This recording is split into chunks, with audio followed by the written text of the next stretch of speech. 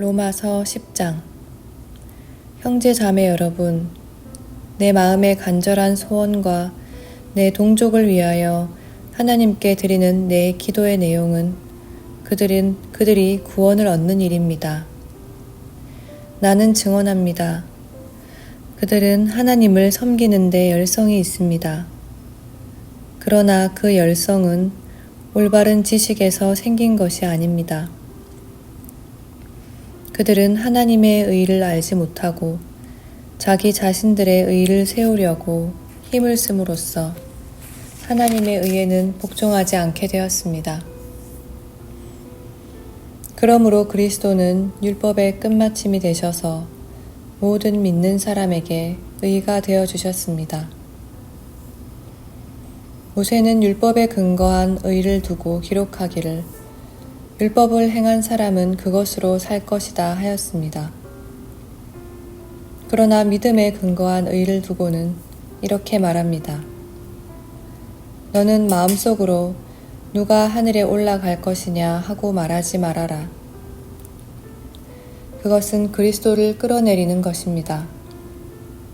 또 누가 지옥에 내려갈 것이냐 하고 말하지도 말아라. 그것은 그리스도를 죽은 사람들 가운데에서 끌어올리는 것입니다. 그러면 그것은 무엇을 뜻합니까? 하나님의 말씀은 내게 가까이 있다. 내 입에 있고 내 마음에 있다 하는 말씀이 있습니다.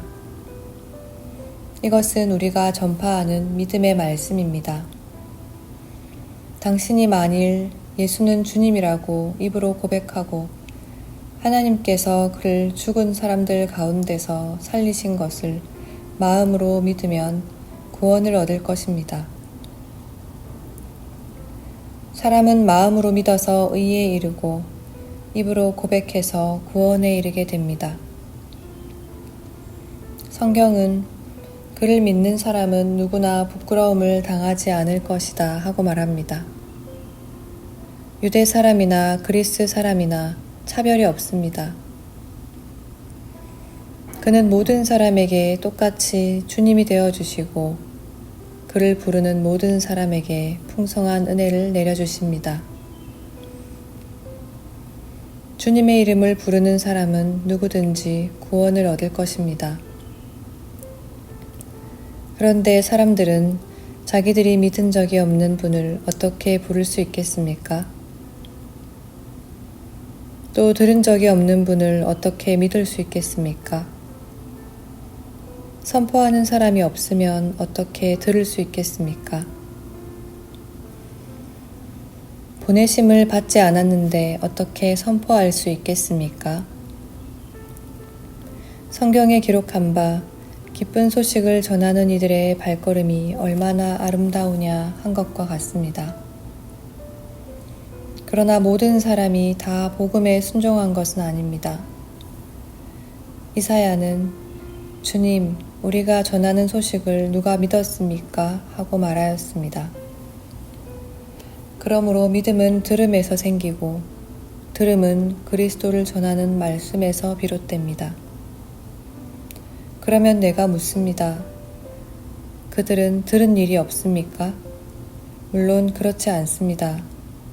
성경 말씀에 그들의 목소리가 온 땅에 퍼지고 그들의 말이 땅끝까지 퍼졌다 하였습니다.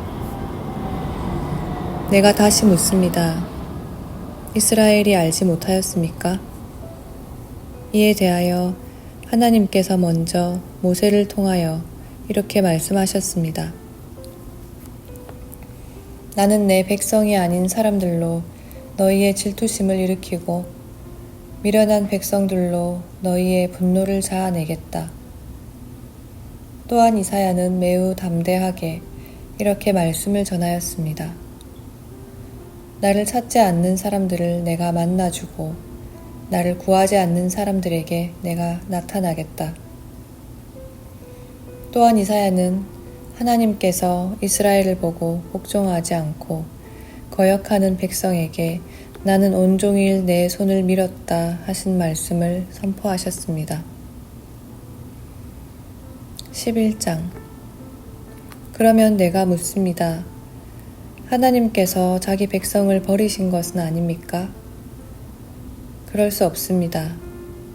나도 이스라엘 사람이요, 아브라함의 후손이요, 베냐민 지파에 속한 사람입니다. 하나님께서는 미리 아신 자가 미리 아신 자기 백성을 버리지 않으셨습니다.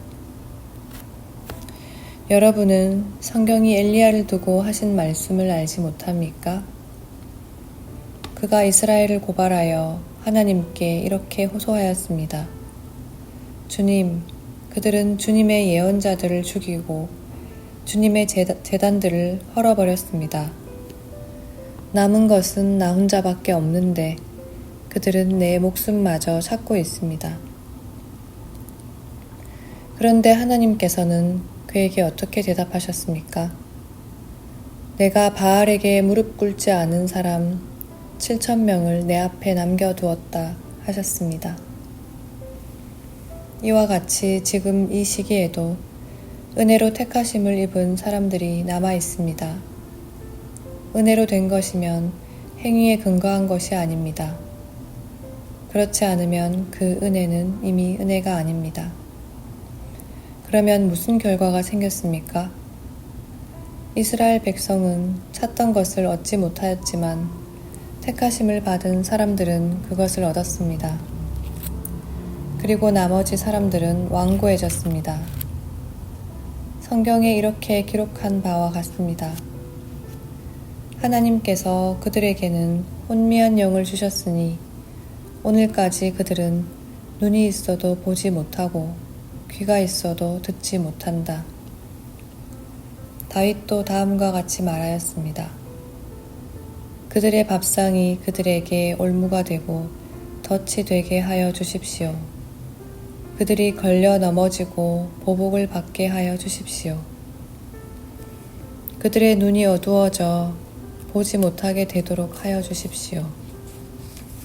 그들의 등이 언제나 굽어있게 하여 주십시오. 그러면 내가 묻습니다.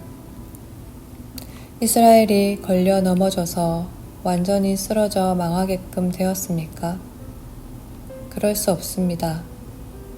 그들의 허물 때문에 구원이 이방 사람에게 이르렀는데 이것은 이스라엘에게 질투하는 마음이 일어나게 하려는 것입니다.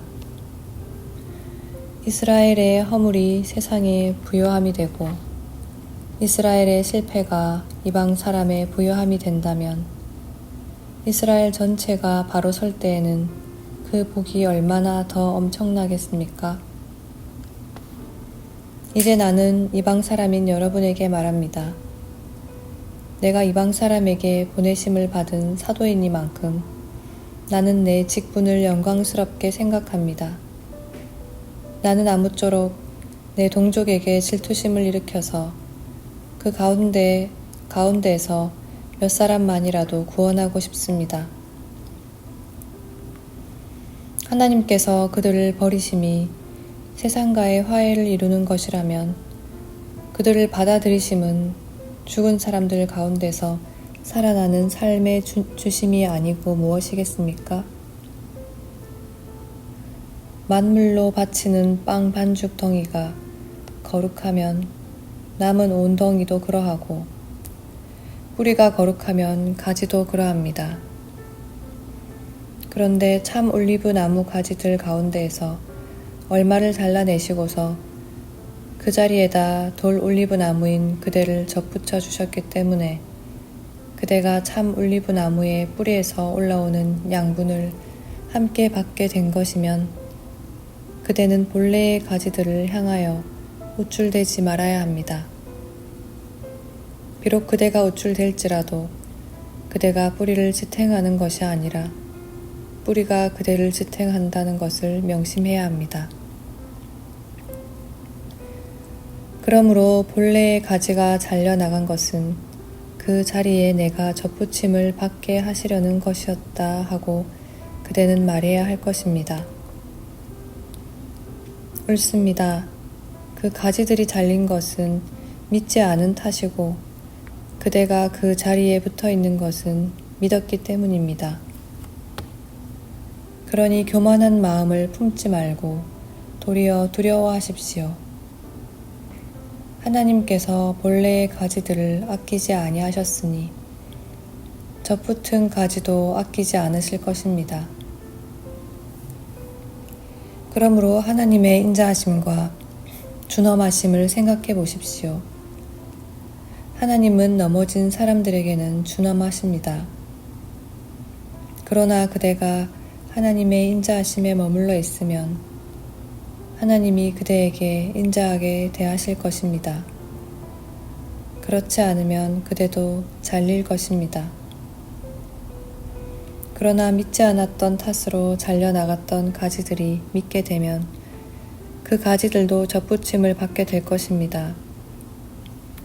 하나님께서는 그들을 다시 젖붙이실 수 있습니다. 그대가 본래의 돌 올리브 나무에서 잘려서 그 본성을 거슬러 참 올리브 나무의 젖붙임을 받았다면 본래부터 있던 이 가지들이 제 나무에 다시 젖붙임을 받는 것이야 얼마나 더 쉬운 일이겠습니까? 형제 자매 여러분, 나는 여러분이 이 신비한 비밀을 알기를 바랍니다. 그것은 여러분이 스스로 현명하다고 생각하는 일이 없게 하려는 것입니다. 그 비밀은 이러합니다. 이방 사람의 수가 다 찰 때까지 이스라엘 사람들 가운데서 일부가 완고해진 대로 있으리라는 것과 온 이스라엘이 구원을 받게 되리라는 것입니다. 그것은 성경에 이렇게 기록되어 있는 바와 같습니다.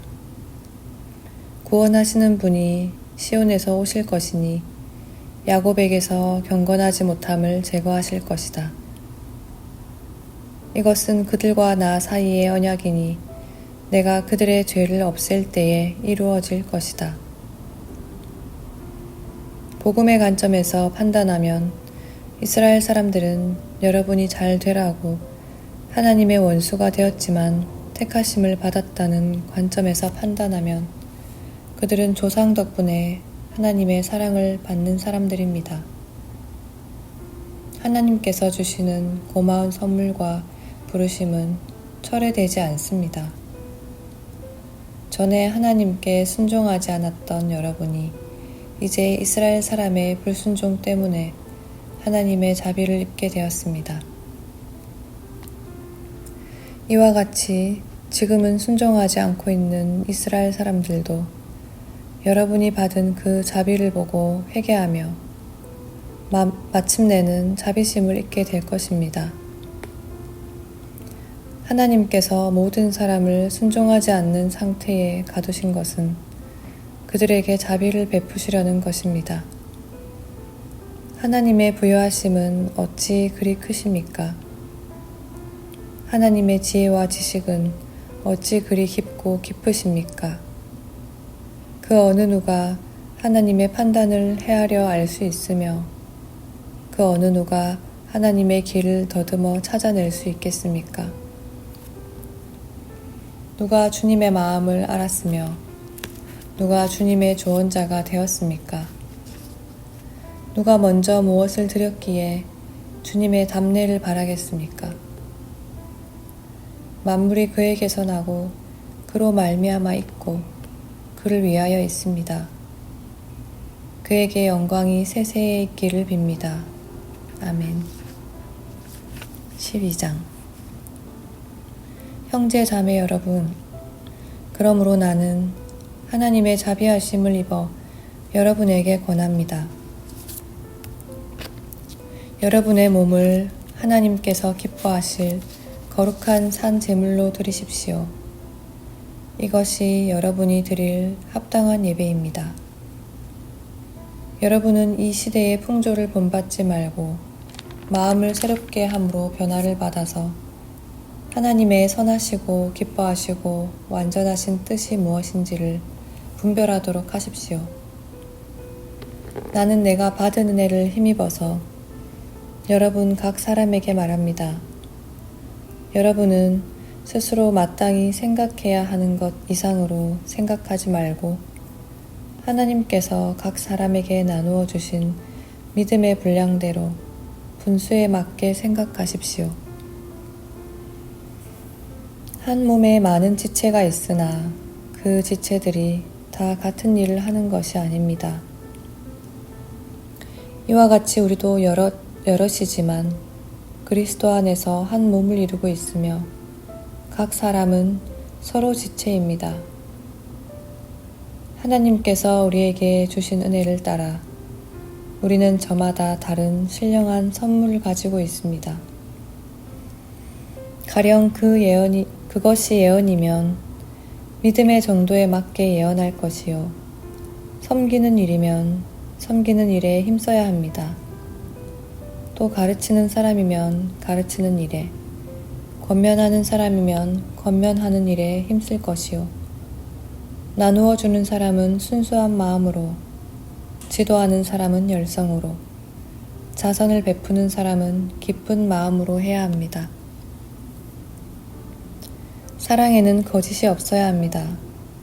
악한 것을 미워하고 선한 것을 굳게 잡으십시오. 형제의 사랑으로 서로 다정하게 대하며 존경하기를 서로 먼저 하십시오. 열심을 내어서 부지런히 일하며 성령으로 뜨거워진 마음을 가지고 주님을 섬기십시오. 소망을 품고 즐거워하며 환난을 당할 때에 참으며 기도를 꾸준히 하십시오. 성도들이 쓸 것을 공급하고 손님 대접하기를 힘쓰십시오. 여러분을 박해하는 사람들을 축복하십시오. 축복을 하고 저주를 하지 마십시오.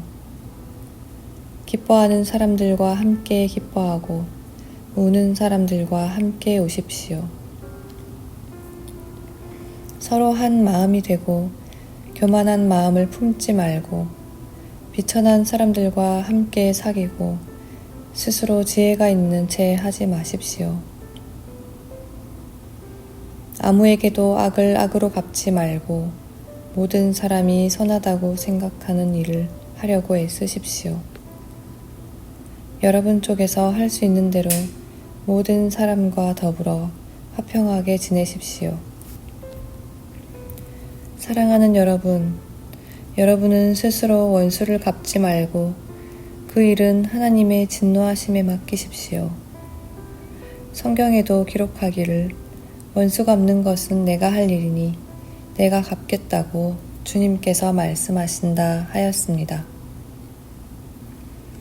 내 원수가 줄이거든 먹을 것을 주고 그가 목말라 하거든 마실 것을 주어라.